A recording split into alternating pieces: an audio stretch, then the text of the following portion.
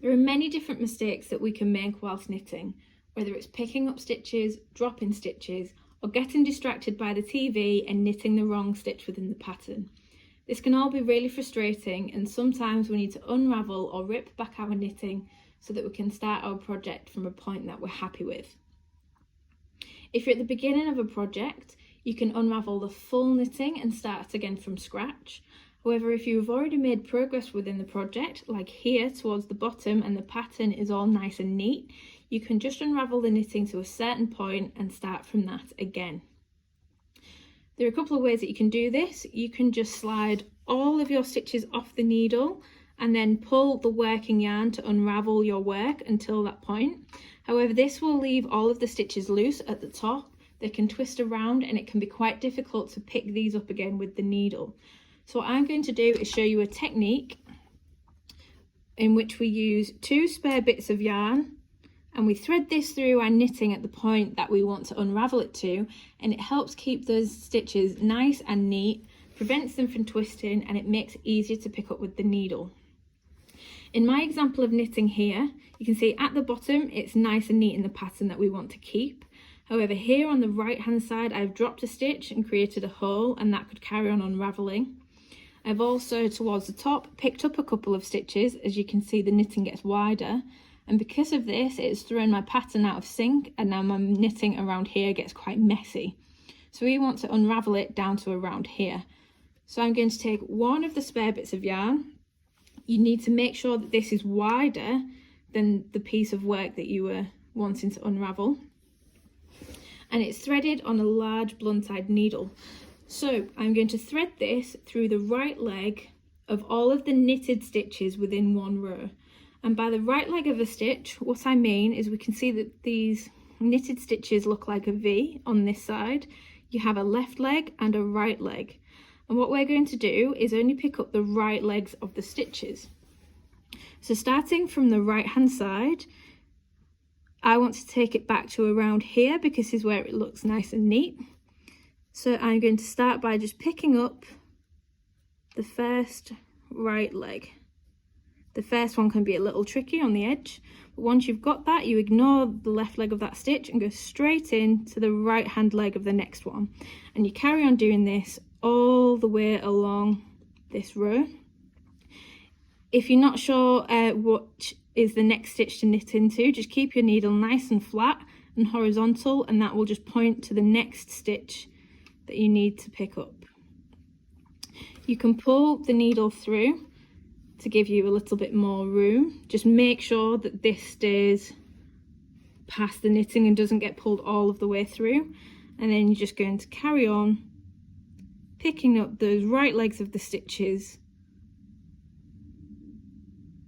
all the way across the row.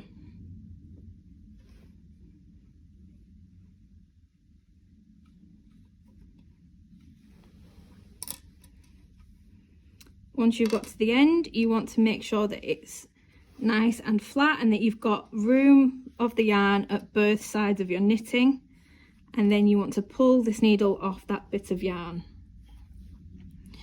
So we've got that all on one side. Now what we want to do is flip over our knitting. Because it is a ribbed pattern, you have a row that is knit one, purl one. The stitches that did look like the purl stitch on the other side of the knitting, now that we've flipped it over, those stitches will be knitted on the back. So now we're going to do the same thing. We just need to thread our second piece of yarn into the blunt-eyed needle, like so. And we're going to do exactly the same thing at the row that is the same level. So if I pull this nice and flat, we can see that the other yarn is coming out of this row.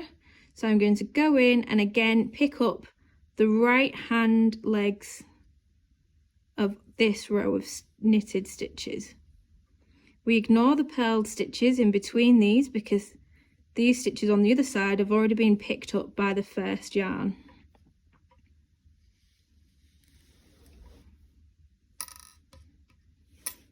It can be a little fiddly, but it's much easier to do the fiddly bit now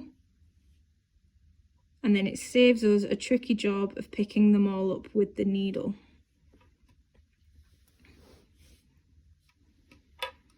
So I've pulled this second yarn all of the way through. So now you've got your knitting and you've got the 2 spare bits of yarn threaded through all the right hand sides of the stitches. The next thing that we need to do is pull our stitches off the needle like that. I kept my hand down to keep it flat. And what we want to do is unravel our knitting down to this point, and these 2 bits of yarn will keep all of these stitches in place. So I'm just going to pull on the working yarn to unravel these stitches.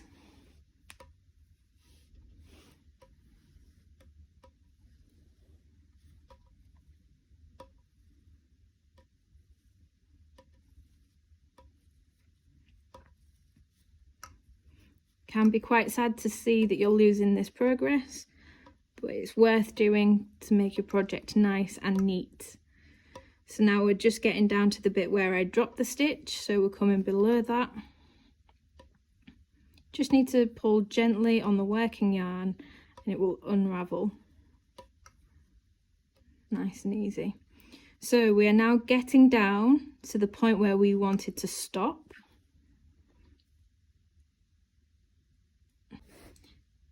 Now that you've unravelled your knitting down to this point, you can see that all of the stitches have been kept in place using these 2 spare yarns. If I flip that over, you can see it on the other side too, that all of these loops have been kept in place.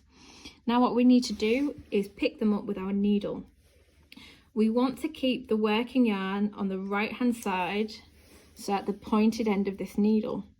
So we need to work from this side to that side. But because I'm right-handed, I'm going to flip this over and I'm going to pick up the stitches from right to left to make sure that the working yarn is at the pointed end of the needle. You can see that there are the 2 rows of stitches, and we need to pick these up in the correct order. So you can see that the one at the bottom is the one farthest right. So we're going to go in an alternated down, up, down, up, down, up, from right to left to make sure that we've picked up all of these stitches in order. You can see that the stitches have a loop. We've got the left side of the loop towards the back and the right side of the loop towards the front.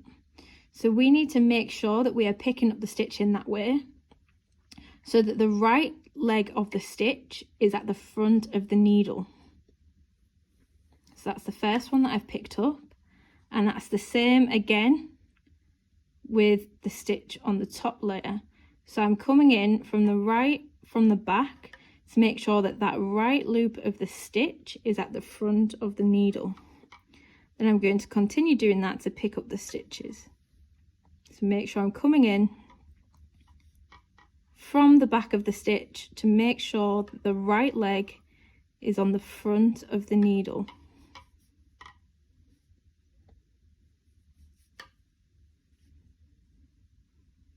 If they're in line, you can do 2 in 1.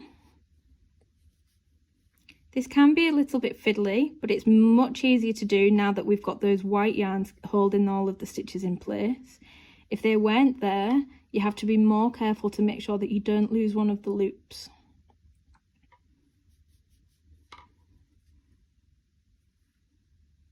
It does take a little time, but just work your way through them slowly. And once you've picked all of these up, you can continue knitting as normal. So it's worth taking your time on this and making sure that you do get it right. Again, still picking up these stitches from the back, making sure that the right leg is on the front of the stitch.